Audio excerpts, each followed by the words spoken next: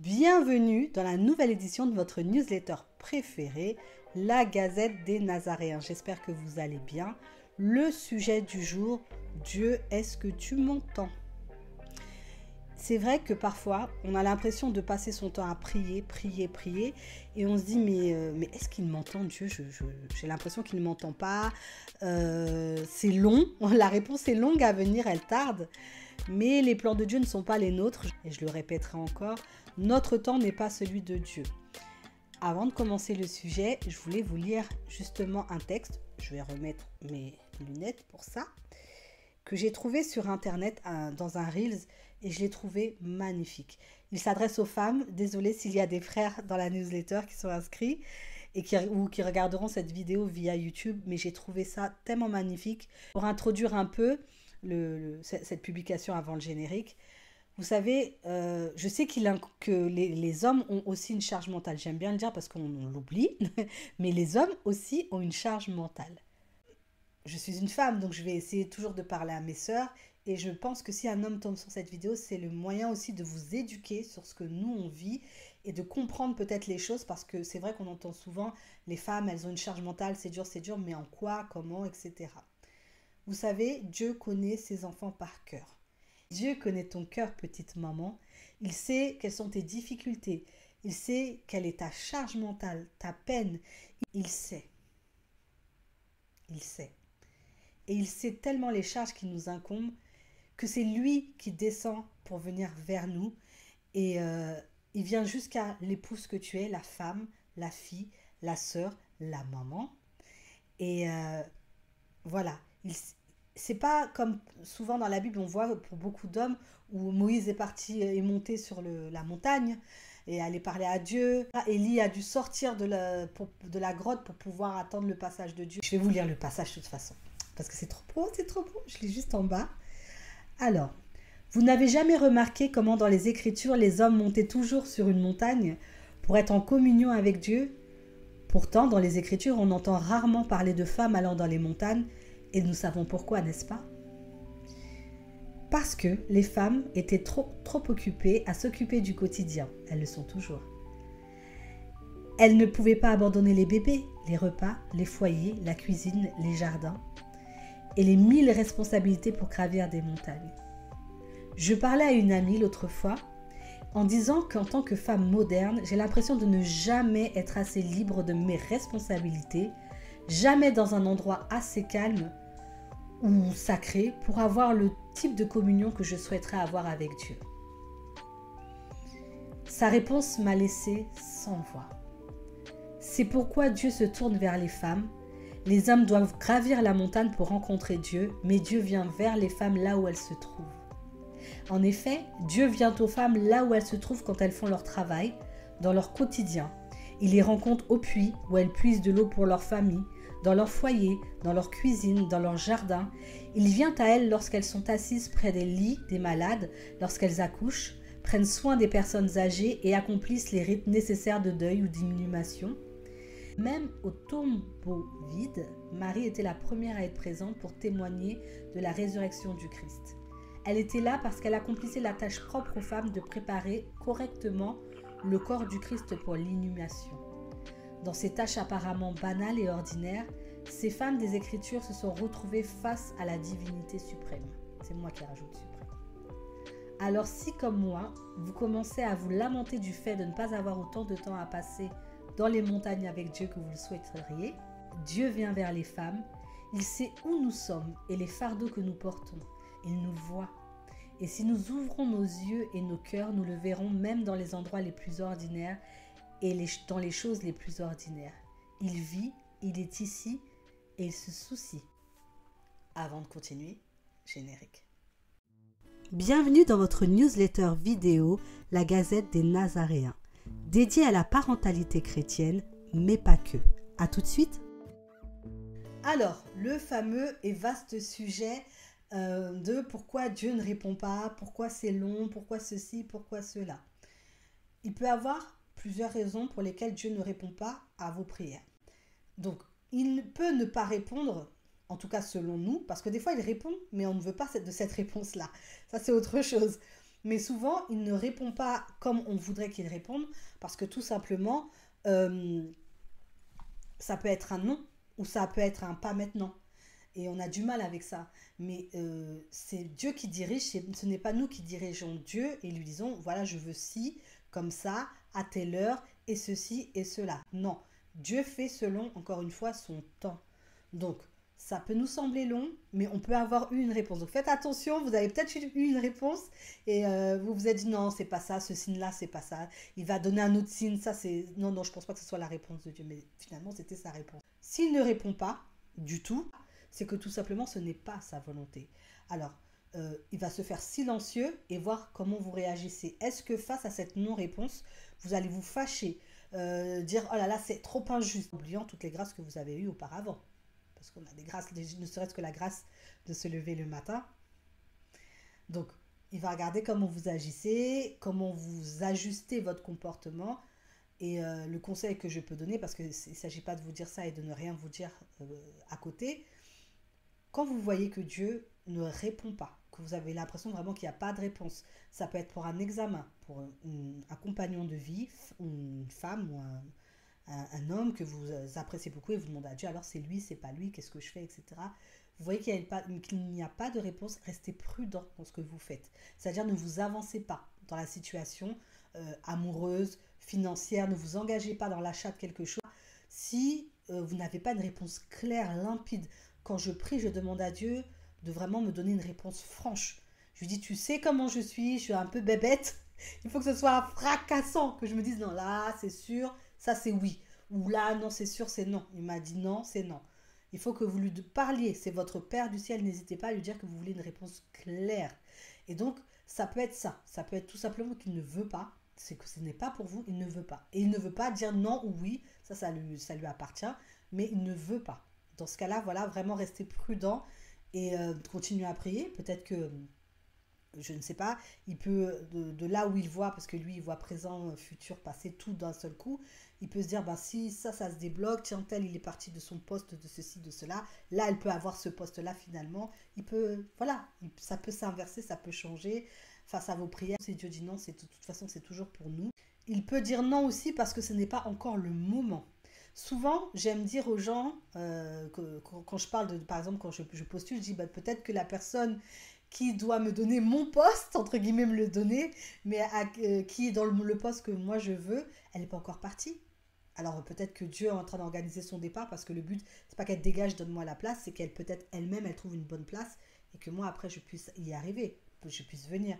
Peut-être aussi qu'il y a un responsable ou une responsable qui est là et peut-être avec qui ça va pas matcher. On a tous des caractères différents, des façons de voir le travail. Pas forcément parce que la personne est méchante ou quoi que ce soit, hein, mais parce que peut-être ça va pas matcher. Notre manière de travailler, ce n'est pas la même. Peut-être que moi je vais avoir besoin de congés pour mes enfants, il en a pas, il n'a pas la même vision de la famille que moi et ça peut ne pas fonctionner. Donc il préfère dire doucement ma fille, on attend un petit peu, attends juste un petit peu, on va le laisser trouver un bon poste, comme je vous dis, il ne faut pas souhaiter le mal à d'autres. Et je mettrai un de mes enfants qui justement en a et va comprendre ton mode de vie ou va aimer ta façon de travailler parce que ça va bien coller lui et elle et toi ou lui et toi et donc tu auras ce poste. Ça peut être ce genre de choses-là et je vous conseille encore une fois de voir les choses de cette manière. Positivez. Ne tombez pas dans les écueils de toujours moi, de toute façon c'est toute ma vie, etc. Je sais, moi je suis la première des fois envie de dire mais c'est pas possible, c'est pas possible. Chez nous on dit pli ou chiré, pli chien chiréo. C'est-à-dire que plus t'es dans le caca et plus tu tombes dans le caca. Donc c'est pour vous dire, ça se fait sens. Ne tombez pas là-dedans, dites-vous bon. Comme je dis à ma cousine, une cousine à moi, une très bonne cousine à moi que je considère comme ma soeur, je lui dis on se prend le coup de poing, ça coupe le souffle et on reprend tout de suite son attitude, on se reprend parce qu'on reste humain. Vous pouvez avoir un coup de c'est pas possible. Mais reprenez-vous vite, ne vous laissez pas, ne le laissez pas parce que le malin il va faire fioup, il va dire allez hop, je vais lui donner quelques trucs dans quelques coups derrière la tête, je vais lui rajouter des épreuves ou je vais lui rajouter des petites paroles bien poussées ou je vais faire un de mes démons parler à travers quelqu'un d'autre et lui dire un truc qui va lui casser encore plus le moral. Non, non, non, non. Dites tout de suite d'ailleurs, Dieu, que ta volonté se fasse dans ma vie. C'est pas grave, je vais prendre mon temps. Et après, il y a le cas aussi, dans le silence de Dieu, où il a envie d'être silencieux, tout simplement. Et là, on ne peut rien y faire. Je ne sais pas pourquoi. Je ne pourrais pas vous dire pourquoi, mais Dieu parfois fait preuve de silence. Dieu fait... On le voit, notre Seigneur Jésus-Christ, il y a plein d'histoires où il pourrait parler, palabrer, comme on dit, parler, où il va dire un ou deux mots, ou raconter juste une parabole et basta. Il va se retirer pour prier le soir, etc. Ayez cette attitude d'apprendre, et moi la première, à se taire, à garder le silence, à observer les choses. Parce que peut-être que sans même attendre la réponse de Dieu, vous direz, ah, même moi je le sens pas, je vais voir ce que Dieu me dit, mais peut-être il va me confirmer, mais je sais pas, j'ai déjà observé ci et ça. Parce qu'on a vraiment du mal parfois à observer les choses, à regarder, à prendre un temps pour analyser et prendre ce temps aussi de la prière. Ce que je vous conseille aussi, c'est de jeûner. Quand ça, vous voyez que c'est un peu long, c'est jeûner, c'est pas juste faire preuve, c'est pas faire preuve justement de malice en disant je vais jeûner, je vais lui montrer que comme dans la Bible, je mets la cendre et le sac et je fais oh s'il te plaît Seigneur. Non, mais il va voir votre effort, il va voir que soit vous voulez vraiment cette chose, vous avez vraiment besoin de cette réponse. Vous me direz mais si je lui demande de toute façon je le veux vraiment, mais il y a vouloir et vouloir. Donc voilà. Vous pouvez jeûner un petit peu, vous n'êtes pas obligé de faire non plus jeûne d'Esther à sec, un jeûne pain, eau, et vous dites voilà Seigneur, je remets vraiment ce jeûne entre tes mains par rapport à ma demande, que ta volonté s'accomplisse, encore une fois. Et ça permet vraiment d'avoir comment on va dire, ce lien de père et enfant, et à travers aussi le jeûne, vous pouvez offrir quelque chose, dire voilà, je t'offre ce jeûne-là, pas forcément pour que tu puisses me donner ma réponse le plus vite possible, même si j'ai bien envie que ce soit plus rapide, mais parce que j'ai envie de t'offrir quelque chose et de te montrer que même si tu ne me donnes pas ce que je te demande, et moi j'ai envie déjà de t'offrir quelque chose et de te dire merci quoi qu'il advienne, parce que je sais que dans ta décision, tu prendras en compte mon bien-être avant tout. Tu ne me donneras pas ce que je veux parce que tu veux me faire plaisir, comme si ma fille elle vient et 5 fois par jour ou même 20 fois par jour elle me demande un bonbon, pour lui faire plaisir, je vais lui donner, je vais lui donner sans m'occuper qu'elle sera mal, sans se soucier qu'elle aura mal au ventre, qu'elle aura des caries. Ça va pas lui faire du bien en fait, ça va lui faire un bien ponctuel. Elle dira, ah, elle est gentille, maman, elle me donne ce que je demande, mais pour la suite. Vaut mieux que ça prenne du temps et que vous soyez assuré en Christ et que vraiment, voilà, le projet soit ancré dans le Seigneur, soit assuré par lui, qui vous dise un vrai oui. Et là, vous y allez, vous foncez, vous faites ce que vous avez à faire. Si ce n'est pas le cas, laissez tomber. De toute façon, si c'est de Dieu, quand la réponse est vraiment un oui, vous allez voir tout se pousse. C'est vraiment la mer de Moïse, la mer rouge qui s'ouvre en deux. Vous avez un passage libre. Vous voyez que le prêt il se fait facilement, qu'on vous aide même, qu'on vous donne plus de temps, que là où peut-être vous étiez trompé, on vous dira mais vous n'avez pas remarqué, vous avez fait telle erreur. Vous serez là, mais c'est pas possible, waouh! Que je sais pas, vous voulez acheter un appartement, il y aura même plus de pièces qu'il n'en faut, on vous proposera, vous êtes les derniers, donc on vous offre telle chose. Vous allez dire, ah voilà, la main de Dieu, vous allez la sentir dessus. Il faut aussi faire attention parce que parfois le démon sait se déguiser en ange de lumière. Il va peut-être vous dire, et là c'est faut être subtil. Ah mais vous savez, vous êtes les derniers, on va vous donner tel promo, mais il faut vous décider vite. Non, pourquoi je vais me décider vite pour un achat par exemple d'appartement ou de voiture alors que c'est quelque chose qui va impacter mon budget sur du long terme. Je dis ça, je dis rien. Donc voilà, ça peut être des raisons pourquoi c'est long, pourquoi vous avez l'impression d'être abandonné, mais tu m'as laissé, tu m'as lâché, je ne t'entends pas, je ne t'entends plus. Des fois, on a l'impression que Dieu ne nous répond pas ou ne nous calcule pas, si je peux me permettre ce terme, alors qu'il est là tout près de nous en fait. Il est là dans notre quotidien, il est là dans toutes les tâches qu'on peut faire. Et la question c'est, tu ne m'entends pas, tu ne me vois pas, mais est-ce que tu essayes de me voir et est-ce que tu essaies de m'entendre? Ou est-ce que c'est juste quand tu as besoin que tu essayes de m'entendre? Ou est-ce que tu es tellement pris par le fait que tu veux que ce soit oui, que tu ne m'entends pas et tu ne me vois pas à tes côtés? Voilà, il faut prendre le temps de réfléchir dans les choses parce qu'on aime beaucoup qu'on nous satisfasse, on est des êtres humains, qu'on soit satisfait des choses, qu'on nous dise oui, qu'on fasse comme on veut, que les portes s'ouvrent, que ce soit facile, que ceci, que cela. La vie n'est pas facile, le Seigneur a porté une croix sur un chemin. Un prêtre nous expliquait que finalement le calvaire, le chemin du calvaire jusqu'au mont Golgotha, c'est pas si loin. Mais que la croix, il faut imaginer une espèce de croix énorme et lourde. Le Seigneur avait déjà été frappé, battu, il avait saigné abondamment, il avait pris des coups de poing, ça sonne les coups de poing, les coups de fouet, avec la chair à vif, il était fiévreux, épuisé.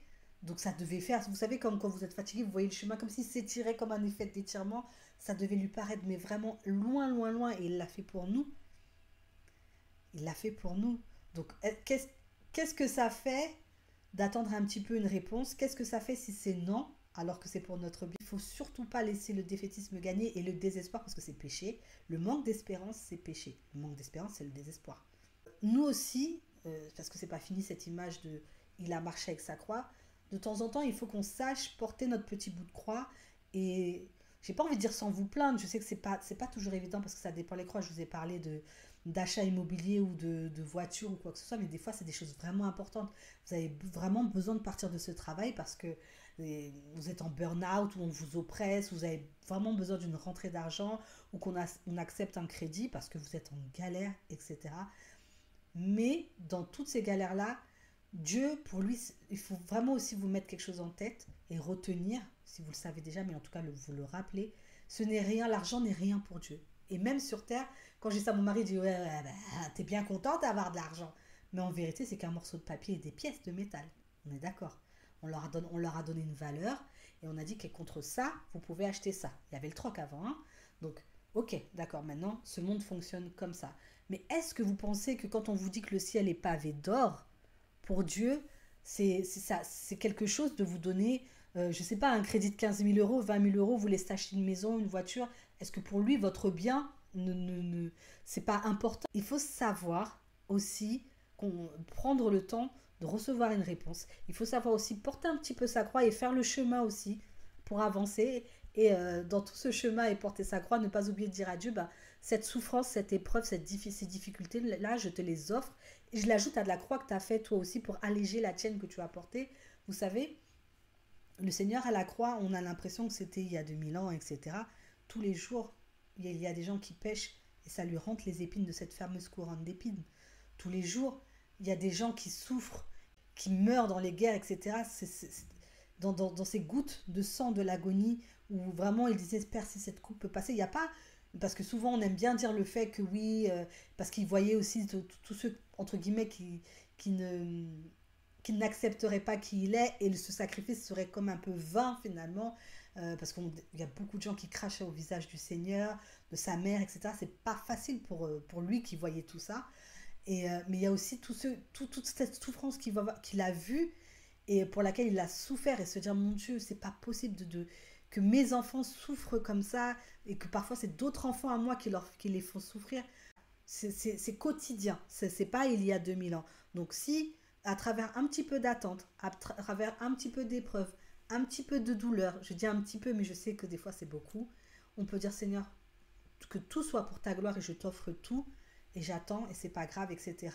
Ça collabore et vous verrez que vous aurez une autre relation à l'attente aussi de quand vous posez des questions, quand vous dites mais Seigneur, est-ce que je peux avoir ceci, quand vous faites vos requêtes, vos demandes. Enfin, pour finir, c'est long, je sais pas, oui c'est un peu long, mais bon, on a eu plus, hein. Mais pour finir, n'oubliez pas les différents types de prières dont je vous avais parlé. Il y a plusieurs types de prières. Voilà, utilisez-les aussi. Si vous êtes là en train de chanter, genre ouais, je vais avoir ceci, vous êtes dans la louange, etc. Comme si Dieu vous avait déjà dit oui, non. Vous n'en êtes qu'à la prière de demande. Ou il faudrait peut-être vous mettre en route pour la prière de combat parce que vous voyez que Dieu veut bien, mais vous sentez que comme si le dossier il est un petit peu bloqué, ça prend un peu de temps. Vous dire mais je sais pas, vous appelez le conseiller ou je ne sais qui, je sais pas. Normalement c'est bon, mais quand vous entendez normalement c'est bon, mais commencez à mettre vos genoux à terre et battez-vous dans la prière. Vous dites non non non non non non non. Ce que Dieu m'a donné, il va me le donner. Je récupère tout ce qu'il y a à moi. Priez, commencez à prier. C'est pour ça qu'il est important de connaître ces différents types de prières pour ne pas se tromper. Comme dit le Seigneur, mon peuple périt par manque de connaissances. C'est pas pour rien. Mon peuple meurt dans d'autres versions par manque de connaissances si vous préférez. C'est parce qu'on a plein de choses. Franchement, il y a encore plein de choses certainement que je connais pas. Et même sûr, voilà, c'est assuré. On apprend au fur et à mesure de sa vie de chrétien, c'est ce que j'aime dire. Moi, j'apprends en vous enseignant aussi, en vous donnant les tips et astuces que je connais. Donc, on évolue tous ensemble. Et On peut ne pas connaître les différents types de prières. D'ailleurs, je vous mettrai juste là le lien de la vidéo qui en parle. Et normalement, il y a un podcast aussi, je vous mettrai le lien, s'il est déjà sorti, au moment où je tourne la vidéo. Pour ceux qui ne comprennent pas pourquoi je dis ça, je fais plusieurs vidéos, je suis enceinte. Et en attendant, je fais ces vidéos-là pour que vous ne soyez pas orphelin de votre Sabine préférée. Et comme ça, je suis sûre que vous avez tout ce qu'il vous faut en m'attendant. Donc, c'est important d'apprendre les choses et de savoir utiliser tout ce que Dieu met à notre disposition. Il met la prière, il met les litanies, il met la communion des saints, vraiment la communauté fraternelle où on peut demander à un frère de prier, à un saint de prier. On peut faire des litanies, on peut faire des programmes de prière. On peut faire plein de choses si on veut. Le tout, encore une fois, comme je vous ai dit, c'est que la volonté de Dieu s'accomplisse dans vos vies. Ce n'est pas vous qui décidez de ce qu'il doit vous donner ou pas vous donner. Ça, c'est vraiment, c'est quand on a compris ça, après tout roule sur... Normalement, tout roule. Et normalement, c'est plus simple après on va dire d'accepter. Je vous dis pas que c'est plus facile, je vous dis que c'est plus simple, c'est différent. Facile, ça voudrait dire que à chaque fois que vous attendez une réponse, vous vous dites, oh, de toute façon, s'il répond pas tout de suite, c'est pas grave. Selon ta volonté, Seigneur, tout ça. Non, c'est pas plus facile. Parce qu'on aura toujours des choses, il y a des choses où ça va peut-être se passer comme ça, mais d'autres choses qui auront de l'importance dans votre cœur et dans votre vie, vous vous direz, non, là, vraiment, Seigneur, j'ai besoin. Et il y a d'autres choses où ça va être difficile, justement, de l'attente va être difficile, le non va certainement, peut-être, va être difficile si c'est un non, mais ça sera plus simple à conscientiser parce que vous ne serez pas en train de vous dire ouais mais toujours moi, vas-y Dieu il répond pas, je me demande même s'il existe, est-ce qu'il écoute vraiment, est-ce que non ça passera pas par votre tête. La seule chose que vous vous direz bon bah de toute façon c'est la volonté de Dieu, c'est lui qui sait pourquoi c'est non, pourquoi ça attend, pourquoi ceci, pourquoi cela. Ah, tiens, je me rappelle, la sœur Sabine, elle avait dit que ça peut être ci, ça. Je vais peut-être observer un peu mieux la situation en elle-même, la poser à plat, parce que peut-être que je suis rentrée dans cette situation avec le cœur, la chair, et que je ne suis pas rentrée avec le spirituel en me disant, attends, il faut que j'analyse vraiment ce que je veux, ou j'analyse telle situation pour ce travail, si je pars là, est-ce que c'est sûr, ceci, cela, le trajet, mes enfants. Enfin, vous voyez, pour moi, je pense que c'est fini. J'espère que ça vous a plu, que ça vous a un petit peu aidé. Croyez en l'Éternel. Il nous connaît depuis le sein de notre mère. Il nous a tissés, j'ai envie de vous dire, vraiment dans les entrailles de nos parents. Et j'aime bien aussi dire qu'il ne nous envoie pas, comme je vous l'ai déjà dit, pour souffrir ou quoi que ce soit, loin de là. Donc ne tombez pas dans le désespoir. Faites aussi votre part, bêchez le jardin, comme on dit, plantez, semez et arrosez et laissez-le faire croître ce que vous avez comme projet. Laissez-lui le temps de les faire croître comme il veut. Vous voyez bien que les agriculteurs, c'est pas un travail facile. Des fois, il pleut pas assez, des fois, il pleut trop, etc.